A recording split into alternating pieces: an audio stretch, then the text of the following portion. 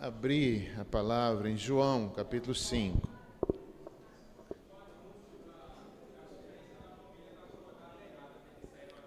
Foi?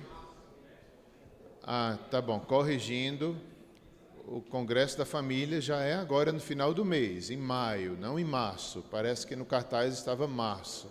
Então, corrigindo, é 25 de maio, no último último domingo desse mês.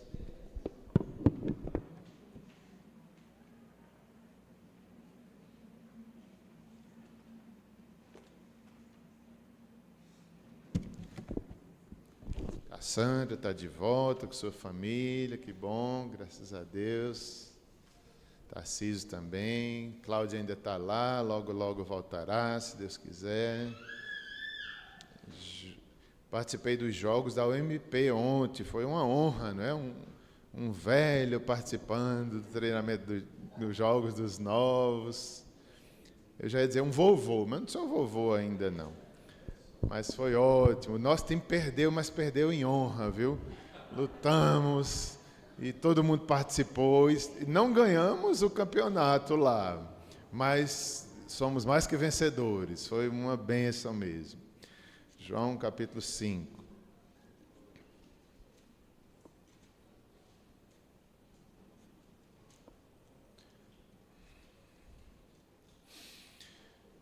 João 5, versos... Apenas a cura de um paralítico, nós vamos ver nessa manhã. Apenas essa parte da cura de um paralítico em Jerusalém. Dos versos 1 até o 18.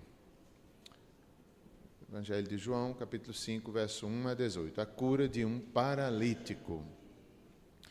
Vamos ler então. Passadas estas coisas, havia uma festa dos judeus, e Jesus subiu para Jerusalém. Ora, existe ali, junto à porta das ovelhas, um tanque, chamado em hebraico Betesda, o qual tem 5 pavilhões.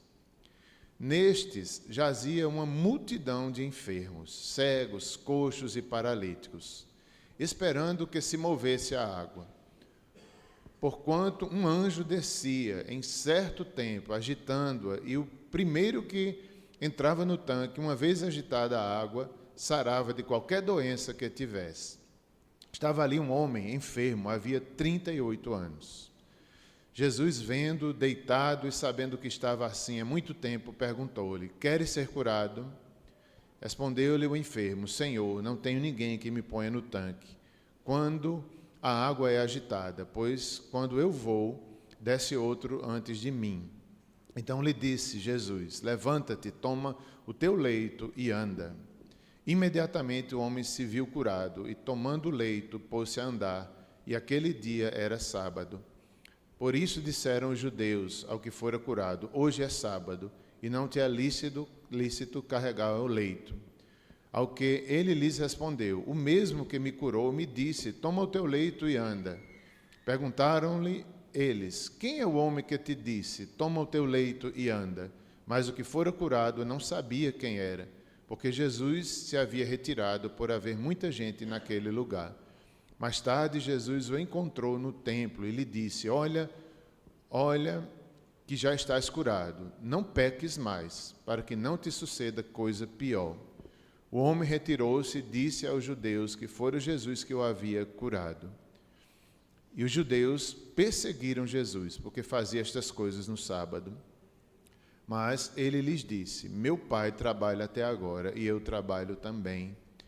Por isso, pois, os judeus ainda mais procuravam matá-lo, porque não somente violava o sábado, mas também dizia que Deus era seu próprio pai, fazendo-se igual a Deus. Oremos mais uma vez. Senhor, essa história do paralítico nos representa, Senhor.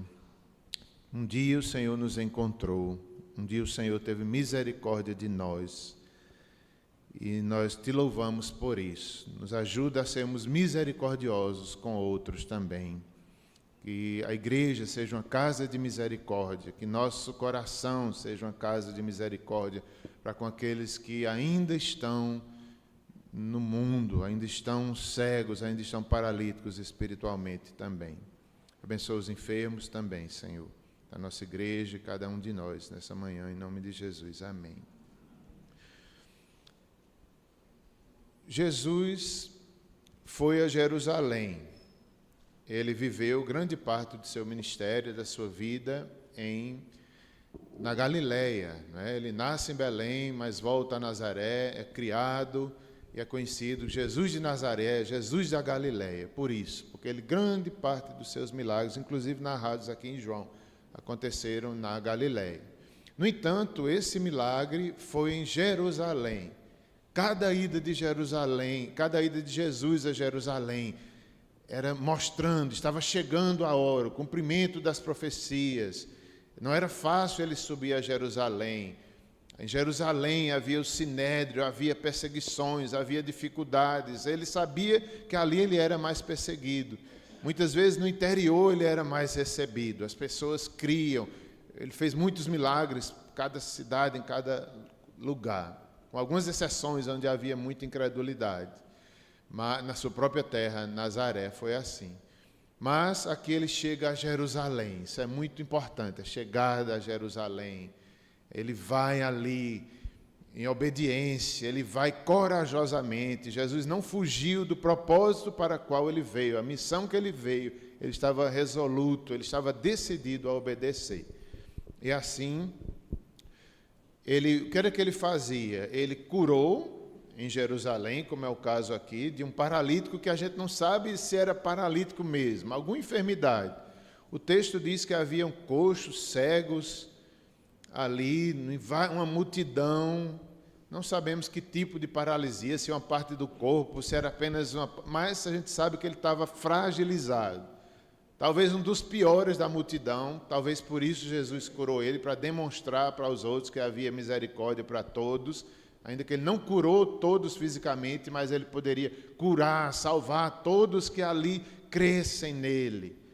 Às vezes Jesus faz isso com a gente, ele pega o pior de nós, se é que a gente pode dizer isso, todos somos piores, não há ninguém melhor, mas às vezes ele pega aquele que aparentemente é o pior, para mostrar a misericórdia, para mostrar como ele faz, para colocar como modelo, como fez com Paulo. Apóstolo Paulo, um homem religioso, um homem lá perseguidor da igreja, o Senhor o salva para mostrar que pode salvar quem ele quer. E coloca Paulo como apóstolo. E Paulo diz, eu não sou nem digno de ser apóstolo, porque persegui a igreja. Então é um modelo, talvez o pior de toda a multidão. Jesus pegou ali, como fez conosco também. Ele nos escolheu não é porque somos bonzinhos ou porque estávamos curados, não, porque nós iríamos ser uma bênção, não, foi o contrário, estávamos perdidos, estávamos de forma semelhante a esse homem espiritualmente. Ele curou, ensinou, é bem interessante isso, esse texto ele é uma cura, mas é um sermão também, porque Jesus era assim, o que ele ensinava, ele demonstrava, o que ele demonstrava, ele ensinava ao mesmo tempo. Ali era uma demonstração do poder, do ensino. Ele praticava o que ele ensinava. Aqui também é um sermão, nesse capítulo 5. Ele curou, ele ensinou e ele confrontou religiosos. Uma das questões difíceis de ir para Jerusalém era essa, era o confronto com os judeus, com o sinédrio. Então Jesus não hesitava em repreender, em corrigir, em ensinar. Não é que Jesus quebrava o mandamento da lei, não, ele respeitava, ele obedecia, inclusive ele estava indo a Jerusalém também para cumprir a lei.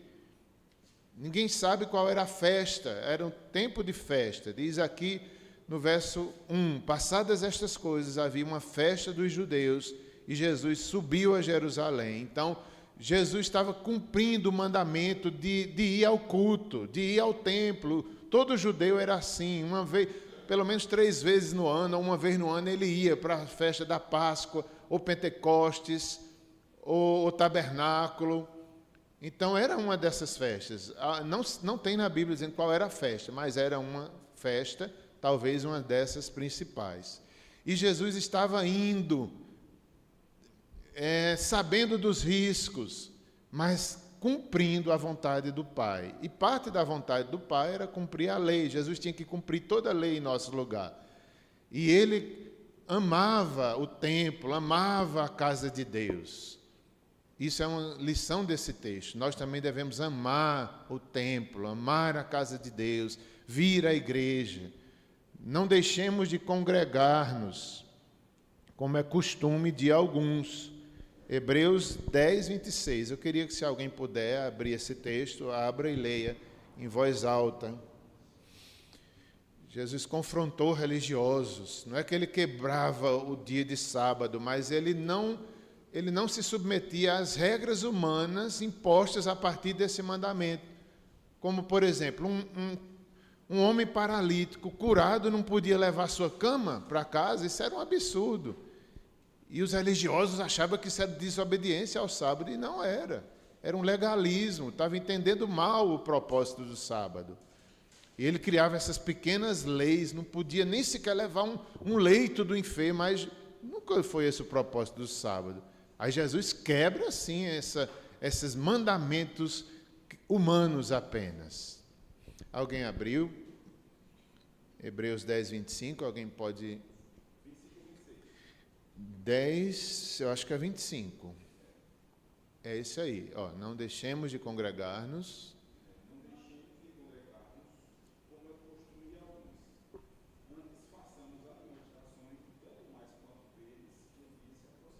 Olha só, né? Os hebreus, os judeus, crentes, muitos deles nessa época aí que foi escrito Hebreus, estavam sofrendo, estavam dispersos.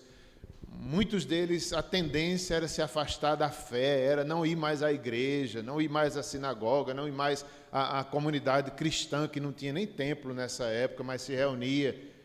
Aí o autor escreve isso: não deixem de congregar, mesmo vocês estando sofrendo, como é costume de alguns, principalmente quando vai se aproximando o dia do Senhor. Por quê? Porque aqueles hebreus, na época foi escrito esse livro do Hebreus, eles achavam que era o fim. Eles achavam que Jesus já ia voltar, porque eles sofriam tanto, perseguição, tribulação, perdiam bens, perdiam quase a vida. Então eles diziam, Jesus deve estar voltando. Aí não era um motivo para deixar as igrejas. Se é, Jesus não disse que ia voltar naquela época, mas era tão grande a luta que eles diziam, deve ser o fim. Mas não era. Não é porque era o fim que eles iam deixar de ir para a igreja. Pelo contrário, se dediquem mais, quanto mais se aproxima o grande dia do Senhor. Então Jesus fez isso, fez milagres em Jerusalém, ensinou, demonstrou, confrontou religiosos da forma correta. Ele confrontava os fariseus, ele, como já disse, não quebrava o mandamento de sábado, mas ele quebrava os abusos, quebrava as minúcias, porque cada um, não pode isso, não pode levantar um prato, não pode fazer isso.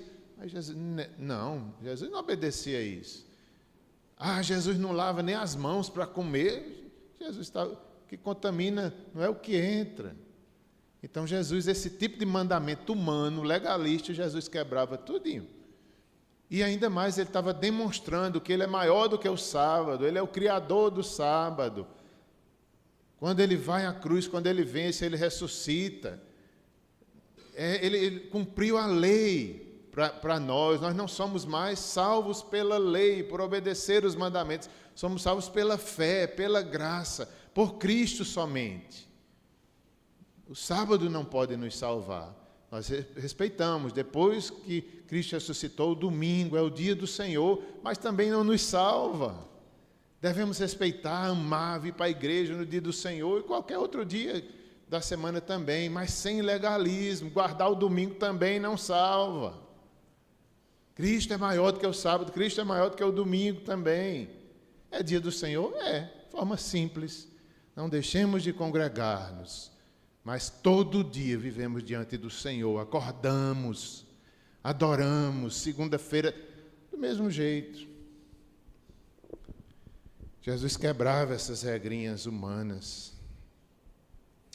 Passadas estas coisas, se a gente olhar para o livro, que estudamos até agora, aconteceu testemunho de João Batista, o chamado dos primeiros discípulos e apóstolos, Filipe, Natanael, Pedro, André, as bodas em Caná. Jesus salvou religiosos como Nicodemo, salvou pecadores como a mulher samaritana.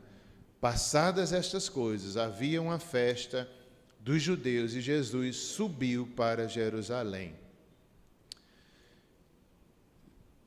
Verso 2.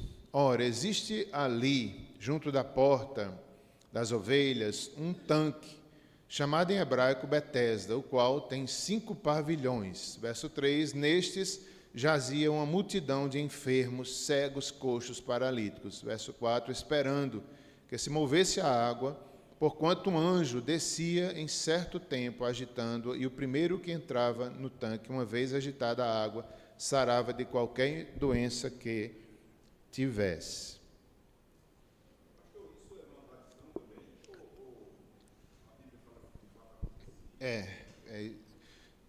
Exatamente, Olaci. Alguns acreditam que era como se fosse uma lenda, né? Uma lenda, uma história que um anjo vinha e mexia as águas, mas a maioria dos estudiosos que eu vi, eles acreditam, e eu também, que foi um fato histórico, que aconteceu mesmo, que acontecia, né? Um anjo vinha, às vezes agitava a água e alguém ali era curado. Eu acredito dessa forma, que foi um fato histórico. E muita gente ali se reunia perto da porta das ovelhas, né? Acredita-se que era perto do templo, por onde entravam as ovelhas para o sacrifício. Então, era perto, essa porta das ovelhas, era um tanque, chamado Betesda, o qual tinha 5 pavilhões. Era como se fosse, irmãos, os enfermos iam ali se amontoando, né, buscando essa cura. Talvez estava perto do templo também. E era como se fosse uma enfermaria pública. Alguns autores chamam assim. Era como se fosse uma enfermaria pública. Havia esses pórticos, como diz aqui o texto, no qual 5 pavilhões, com a cobertura, e eles ficavam ali talvez no chão, perto ali do tanque, esperando. Imagina que lugar. Havia uma grande multidão de enfermos. Algumas lições nós podemos tirar aqui. Nesse jazia uma multidão de enfermos. Primeiramente, essa palavra Betesda era o nome do tanque em hebraico, que significa Casa da Misericórdia. Casa da Misericórdia, ou Casa da Graça e da Misericórdia. Então, que nome importante, né? Casa da Graça, Casa da Misericórdia. Jesus vai visitar, como nós vemos, os príncipes poderosos, quando chegavam em Jerusalém ou quando chegam numa cidade importante, vão visitar o quê? Vão visitar as festas, vão visitar pessoas importantes, cultas, mas Jesus não. Jesus ele foi visitar talvez o pior lugar da cidade. Ele vai a Jerusalém e visita o pior lugar da cidade, o tanque de Betesda. Isso aqui é uma grande lição para nós. É uma grande lição que nós devemos. A igreja de Deus deve ser casa da misericórdia para os enfermos, para os doentes, para os pecadores. Nós devemos ter esse coração misericordioso, por onde andamos, por onde vamos, olhar entre nós mesmos, sermos misericordiosos entre nós. Como disse pastor Érico sábado lá na igreja do Jardim, pregando para os jovens agora da federação, ele falando sobre a unidade, ele contou um fato da juventude dele na igreja, quando eles brincando, acho que num acampamento, eles colocavam um fiozinho para dar choque uns nos outros, de brincadeira. E depois passava um irmão assim, eles brincando, vamos orar. Quando o irmão pegava nas mãos, levava um choque, ele segurava. Imagino que o pastor era brincando, disse, não façam isso, meu irmão, não façam nunca isso. Mas ele fez, na brincadeira. E ele dizendo que na igreja é assim. Não, melhor, eu que vou dizer isso agora, né? Aplicar o que ele falou. Na igreja é assim. Ele falou um pouco sobre isso, dizendo que nós somos unidos, é casa de misericórdia, nós damos choque também uns nos outros. Isso é a igreja, é a casa da misericórdia, mas de vez em quando a gente dá um choque no outro, né? Mas vale a pena a gente ter misericórdia, a gente se amar. Também casa da misericórdia para os que estão fora da igreja.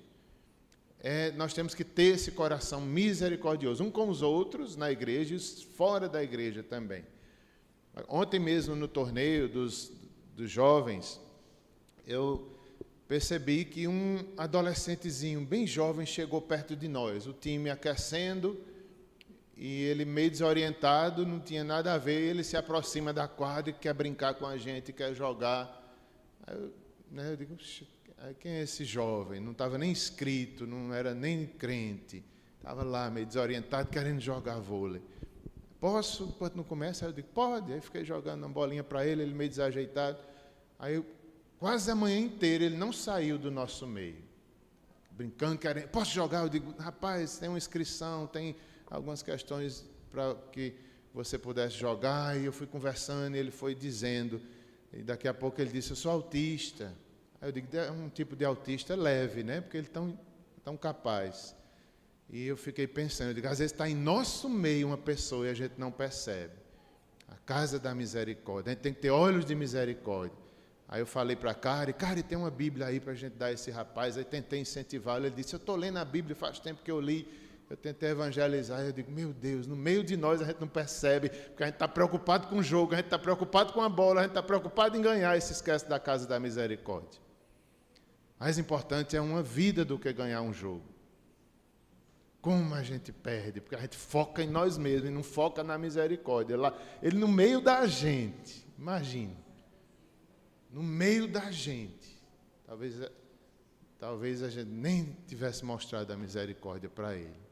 Casa da misericórdia, Betesda. Havia ali uma multidão de enfermos. Isso aqui representa uma amostra do mundo. Esse lugar que Jesus visitou, como já disse, talvez o pior lugar da cidade é o que Jesus vai, talvez primeiro.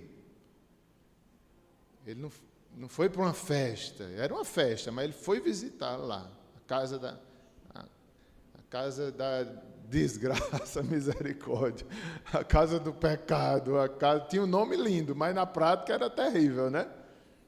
Era um nome lindo, a casa da misericórdia.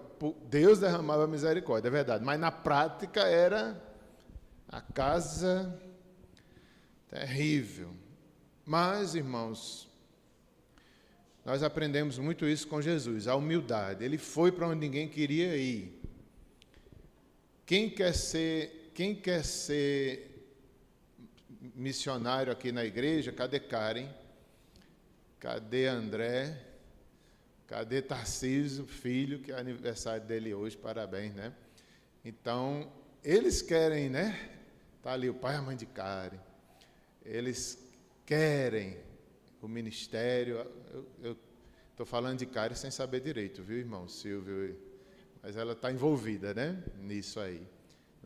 Então, eles têm que saber. É um chamado para ir para os piores lugares dessa terra.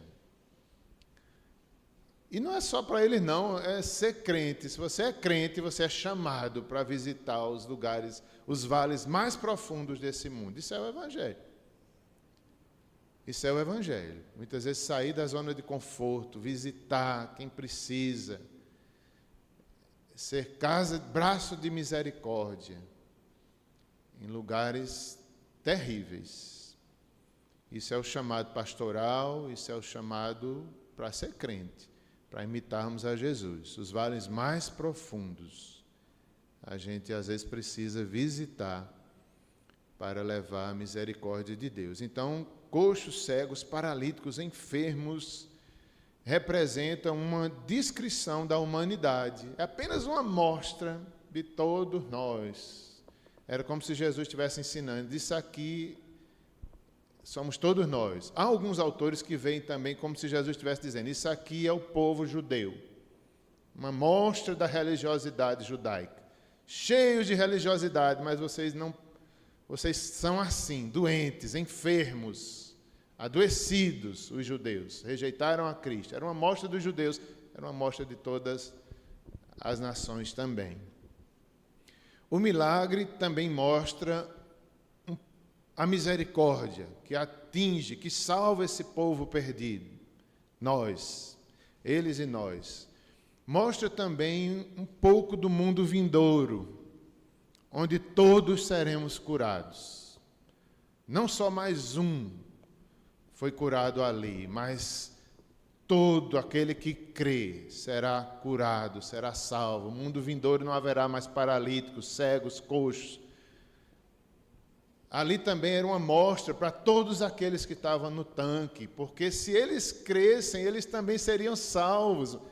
Mesmo que não fossem curados da enfermidade física, mas eles tiveram a oportunidade ali de crer. Deus mostrou graça para eles. Se eles crescem, eles eram salvos. Mesmo que continuassem doentes, mas um dia na eternidade seriam curados plenamente. Eles buscavam uma cura física, mas se tivessem disposição em buscar a salvação, se arrepender, vissem ali o Messias, eles seriam salvos. Também há uma aplicação aqui para nós, como nós temos que ter disposição em buscar as coisas espirituais.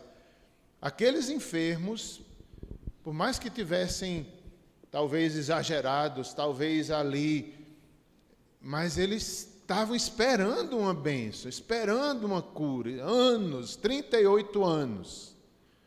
Alguns veem aqui alguma semelhança com Israel, que passou 40 anos no deserto, aqui são 38, era como se Deus estivesse falando também aos judeus, por causa dos pecados, vocês passaram 40 anos no deserto. Pelo menos eles tinham disposição de estar ali. Como a gente precisa ter disposição em ir à casa de Deus, em buscar, precisa de ajuda, vá buscar, não se acomode. Precisa resolver algum pecado, vá. Precisa pedir perdão a alguém, peça hoje. Às vezes a gente não tem disposição de buscar salvação, de buscar o reino, de investir na nossa vida espiritual.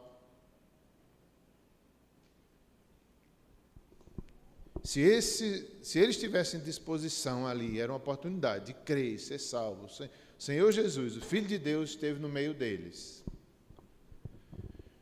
Aqui nós vemos Jesus misericordioso, empatia, o encontro com Cristo. Meu Deus, que coisa linda, o encontro com Cristo, daquele homem, daquele paralítico, nunca mais ele foi o mesmo. Ele não sabia nem o nome. Quem foi que te curou? Perguntaram quem eram os judeus, ele não sabia nem o nome de Jesus. Jesus se afastou porque tinha muita gente à festa, né? E às vezes Jesus fazia isso. Não conte para ninguém o que eu fiz. Por quê? Porque não era a hora dele ir para a cruz. Às vezes ele ia para o... E quando começavam a contar, era um alvoroço na cidade que Jesus tinha que ir para os desertos. Por isso que às vezes ele ia para o deserto, porque o povo ia atrás dele. Aí Jesus nem o nome ali disse. Depois Jesus se apresenta, se encontra com ele no templo e diz, e adverte ele, não, cuidado para que não te aconteça coisas piores.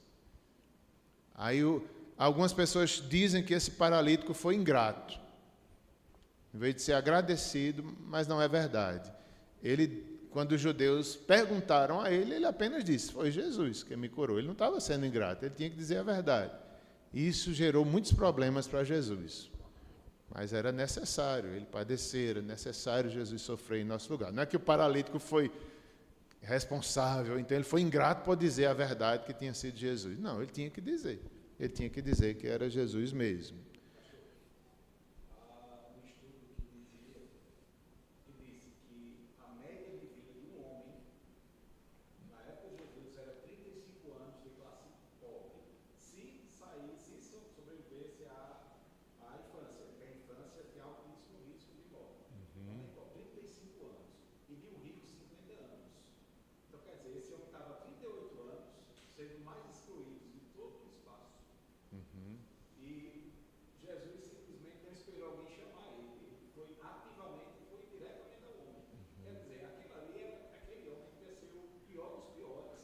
Possivelmente. Como a gente se põe aos pés da cruz, sendo piores piores. E eu acho que ele foi chamado a atenção porque todo mundo passava e via aquele coitado há tantos anos, dizendo que tudo é morrer desgraçado. E de repente vamos estar lá, numa festa, vivo, carregando a cama. Exatamente. Você falou isso, eu lembrei. Eu vi algum autor que chamou a atenção disso, Guto. Ele disse que aquele homem passou mais tempo ali esperando do que o tempo de vida de muitos outros que morriam antes. Verdade. Isso aí. E tem algo também, deixa eu ver se eu consigo localizar aqui, que eu anotei. Deixa eu ver aqui, está aqui onde eu anotei. Sim, é relacionado a isso, eu já vou adiantar por causa da hora. Quando diz assim, grande misericórdia é viver 38 anos sobre a disciplina de Deus, sobre a disciplina benéfica de Deus. Então, esse autor aqui, ele vê, mesmo 38 anos de sofrimento, era uma misericórdia ainda para ele. Um dia o Senhor passaria ali. E ele chega ao ponto, esse autor, acho que é Matthew Henry, de dizer assim, ele cita um exemplo, disse o Senhor, basta, eu te agradeço pelos 58 anos em que tenho vivido sob uma disciplina semelhante. E ele chega ao ponto de dizer que era melhor viver nessa disciplina do que viver enganado nas riquezas, nos prazeres desse mundo. Olha o que ele diz. Melhor é viver 58 anos, como esse homem aqui, o Baxter, não sei qual era o problema que ele tinha. Ele disse, foi melhor viver 58 anos, em que tenho vivido sobre uma disciplina semelhante do que viver no pecado, enganado pelas riquezas e grandezas desse mundo. Só quem faz uma pessoa entender isso é o Evangelho. Porque ali, mesmo 38 anos de sofrimento, era uma misericórdia, era nada diante da eternidade. Mais vale um sofrimento aqui na terra, mas no fim conhecer a Cristo e por toda a eternidade viver com Ele do que viver enganado a vida inteira. E nos faz lembrar do espinho da carne de Paulo, nos faz lembrar que muitas vezes Deus coloca limitações em nós, mas é para o nosso bem. A disciplina, ontem eu conversava com um dos irmãos lá nos jogos, né? A gente se encontrou, um querido irmão, e dentre as conversas, entre um jogo e outro, ele dizia, né, mas pastor, é tanta tribulação na minha vida. Eu saio de uma, vem outra, saio de outra, já vem outra. E eu digo, meu irmão, Deus está trabalhando na tua vida, na minha vida é assim também. Às vezes uma luta atrás da outra, mas o caráter de Cristo está sendo formado em nós. Mas vale uma disciplina amorosa do que Deus, do que está no pecado enganado. Melhor um dia nos atos do Senhor, mesmo na disciplina, mesmo 38 anos ali esperando, foi melhor. Foi melhor.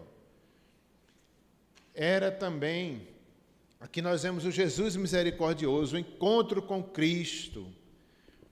Eu passei ontem, fui fazer uma caminhadinha, resolver uma coisa perto de casa, aí passei numa igreja que tem lá perto de casa, bem um pouco exagerada. Mas mesmo assim eu passei e eu só vi os gritos dentro da igreja. Abençoa, Senhor. Mas mesmo assim eu escutei tanta coisa linda lá de dentro, alto, gritando para todo mundo ouvir. Eu passei devagarzinho.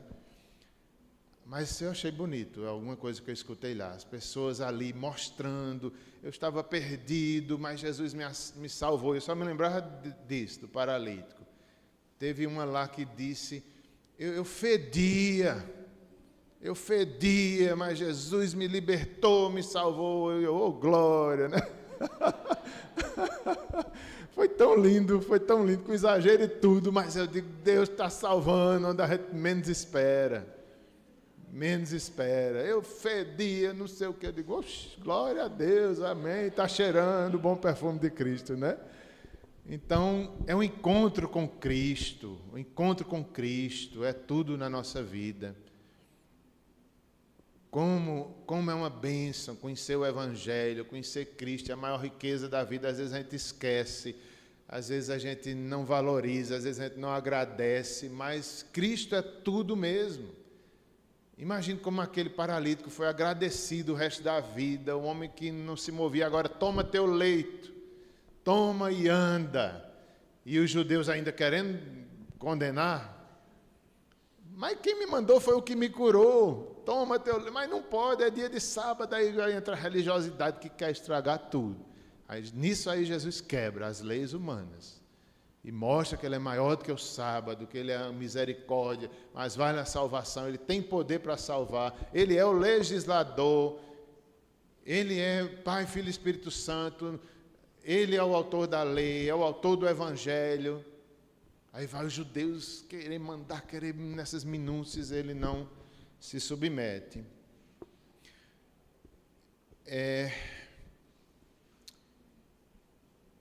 Jesus, como já disse, os príncipes visitavam casas ricas e nobres. Jesus vai aos lugares mais difíceis.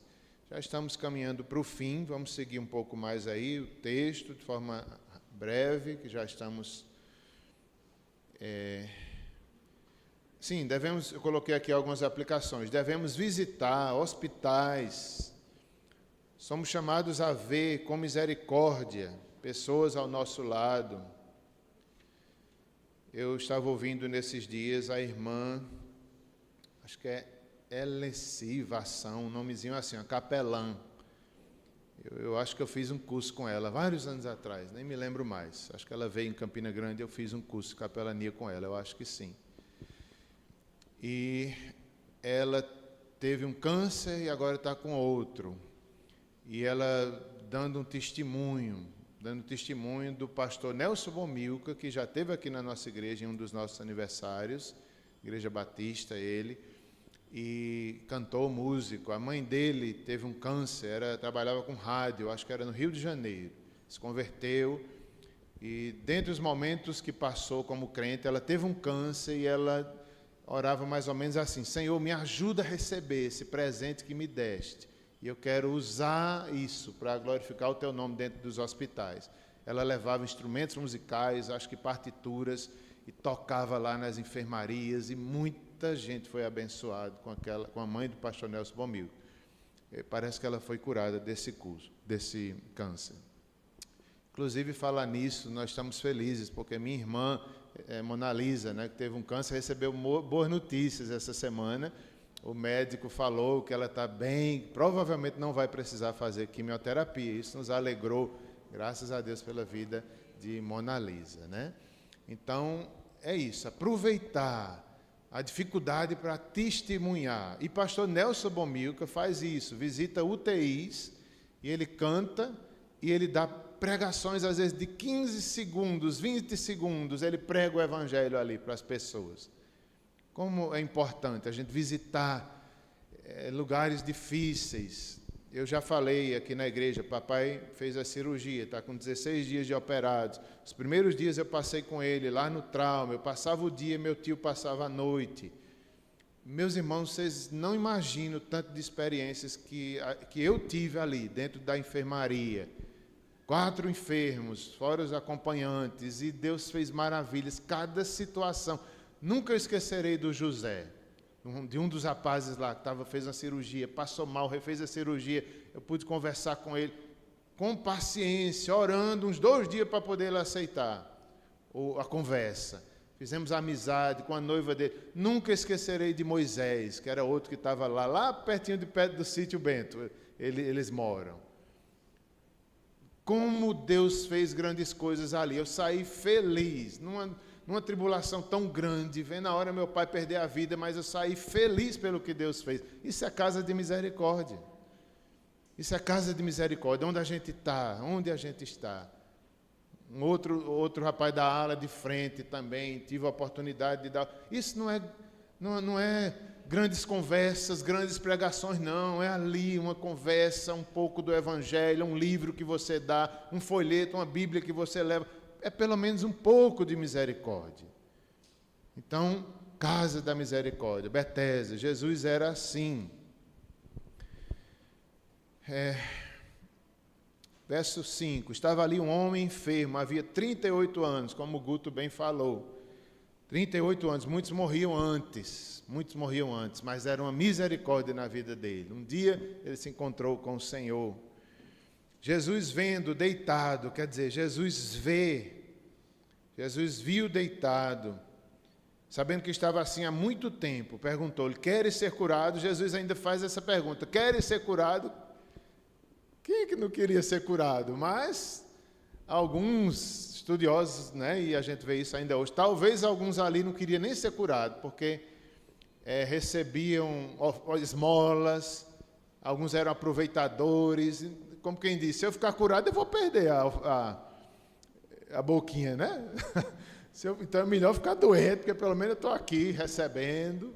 Não, mas Jesus diz: queres ser curado? Também para despertar, certamente, a mente adoecida daquele homem, que talvez que nem acreditasse mais. Né? Então Jesus desperta, Jesus sabe agir, olha, Jesus tem um olhar de misericórdia, desperta com uma pergunta: queres ser curado? Respondeu-lhe o enfermo: Senhor, não tenho ninguém que me ponha no tanque quando a água é agitada, pois enquanto eu vou, desce outro antes de mim. Ele pensa que é a cura através do anjo, através do tanque, né? O mover das águas, mas Jesus estava falando de algo muito maior. Era a cura ali que Jesus iria fazer e também certamente a salvação.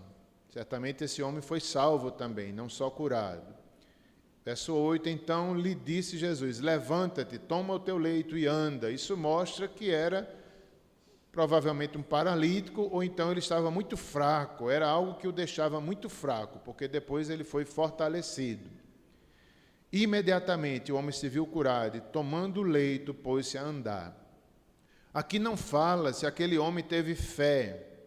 Aquele era um dia de sábado. Outras curas de Jesus mostram que as pessoas tinham fé para ser curadas. Aqui não fala. Então, nós entendemos por outras partes da Bíblia que Deus, quando quer fazer, Ele é soberano para fazer. Mesmo que a pessoa nem queira, nem esteja nem pedindo, mas Ele está ali demonstrando graça, demonstrando misericórdia. Então, Deus é soberano para fazer. Claro que Ele nos ensina a orar, Ele nos ensina a pedir. A fé é muito importante. Mas, às vezes, Deus age assim. Ele faz e depois Ele ensina a ter fé. Ele ensina os mandamentos. Não foi assim no Egito? Ele libertou o povo e depois deu os mandamentos. Eu que vos tirei. Aí depois disse: segui aqui, isso, aquilo. Ele fez primeiro, depois Ele deu os mandamentos. Eu sou o Senhor. Depois deu os 10 mandamentos. Deus sempre toma iniciativa, sempre depende de Deus. Até a fé depende dele. A gente pensa que depende de nós, mas o despertar da fé já é o próprio Deus agindo em nós.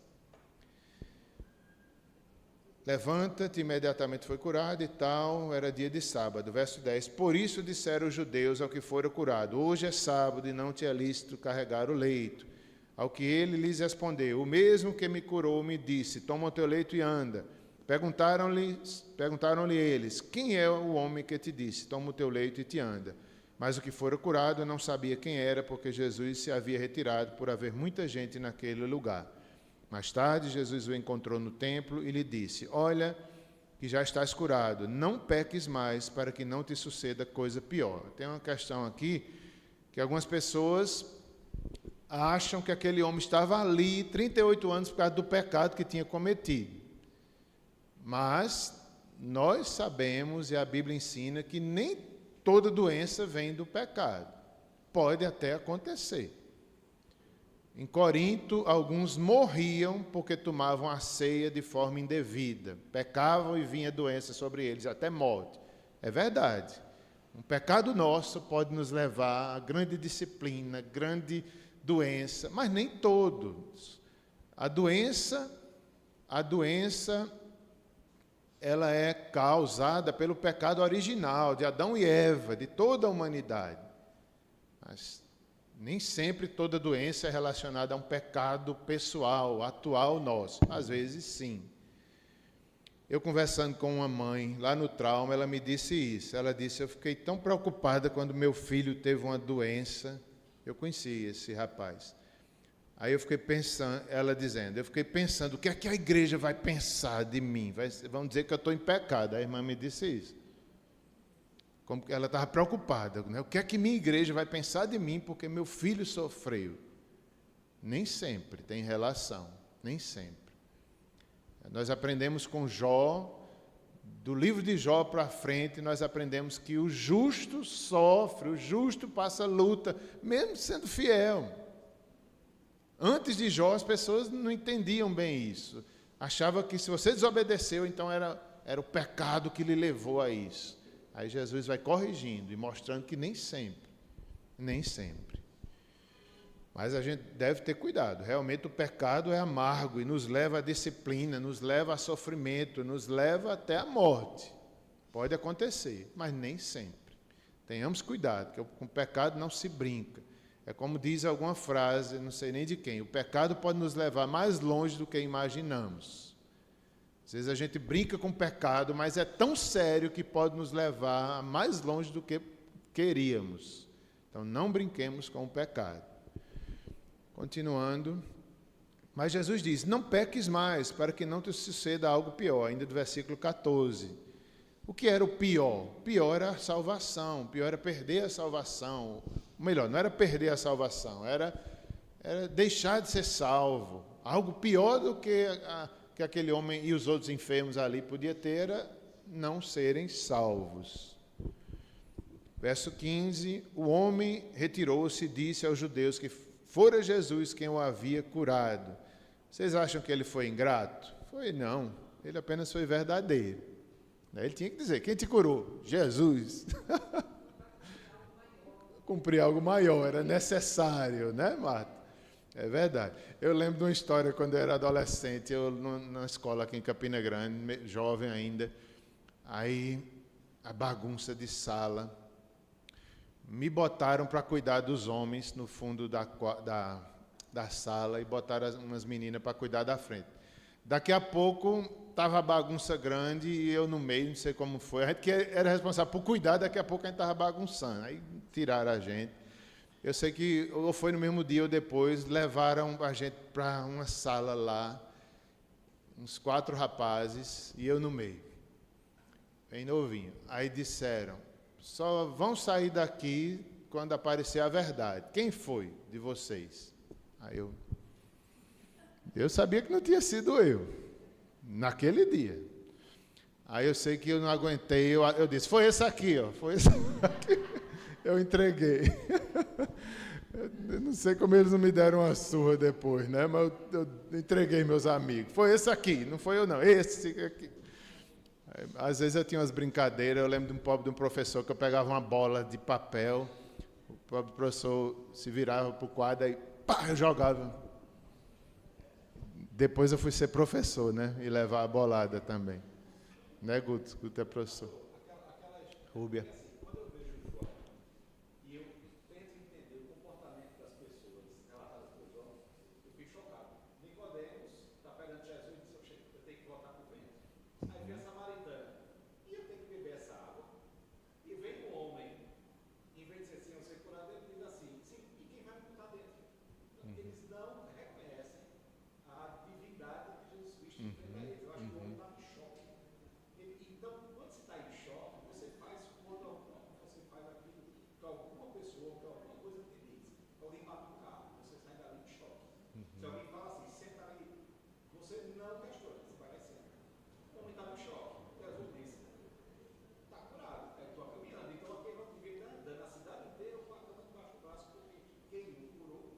Mandou.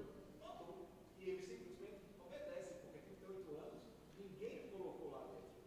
Em 38 anos, ninguém olhou para a feiura que ele estava. E o homem simplesmente disse, pega a tua cama, e o homem pegou a cama e estava em choque. Pois é. E também Jesus aqui estava se revelando para ele, para os outros e para os judeus também. Tanto é que depois eles vão ficar na sequência do texto perseguindo Jesus, porque Jesus se dizia ser Filho de Deus, de ser um com o Pai. Então ali Jesus estava revelando-se para ele e para todo aquele grupo. Fazia parte, né? João narra isso.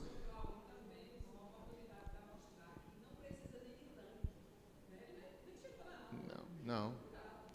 Foi curado.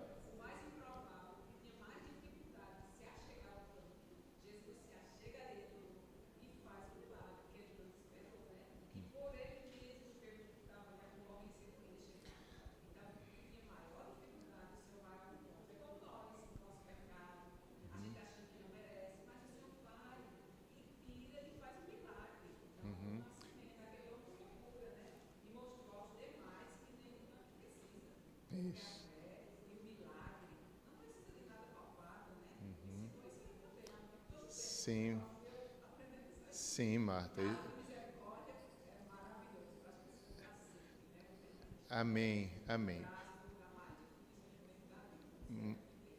Isso mesmo. Verso 13, mas o que fora curado, só para a gente terminar aqui, mas o que fora curado não sabia quem era, porque Jesus se havia retirado por haver muita gente naquele lugar. Mais tarde Jesus o encontrou no templo, já vimos isso, né? O 15, o homem retirou-se e disse aos judeus que fora Jesus que o havia curado. Verso 16, e os judeus perseguiram Jesus, porque fazia estas coisas no sábado. 17, mas ele lhes disse, meu pai trabalha até agora. Olha só, que ele está se revelando.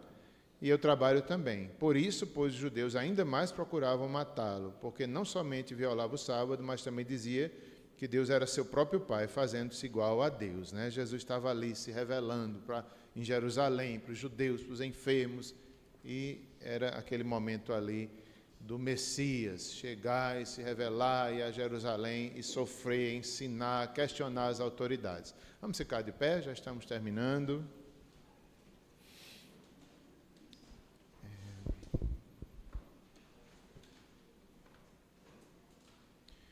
Recebi um novo coração do Pai, coração regenerado, coração transformado, coração que é inspirado por Jesus. Como fruto deste novo coração, eu declaro a paz de Cristo, te abençoo, meu irmão. Preciosa é a nossa comunhão. Somos corpo e assim bem ajustados, totalmente ligados, unidos, vivendo em amor, uma família, sem qualquer falsidade, vivendo a verdade, expressando a glória do Senhor, uma família, vivendo o compromisso do grande amor de Cristo. Eu preciso de ti, querido irmão, precioso és para mim. Oremos. Senhor, esse texto, tua palavra, é a história da transformação, da cura desse homem, a casa da misericórdia. Que bom vermos Jesus, Deus misericordioso, que veio à nossa casa, veio a este mundo, e nós podemos, o Senhor nos encontrou, mesmo estando dispersos. Nós somos como essa multidão, Senhor. Nós somos como esse homem, o pior de todos os pecadores, mas alcançou graça e misericórdia.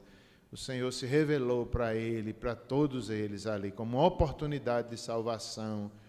Para os judeus, repreendeu, mas também era uma oportunidade para eles reverem e crerem.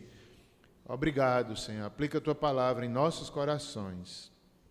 Ajuda-nos a sermos misericordiosos uns com os outros, misericordiosos com o mundo. Ajuda-nos a pregar o Evangelho.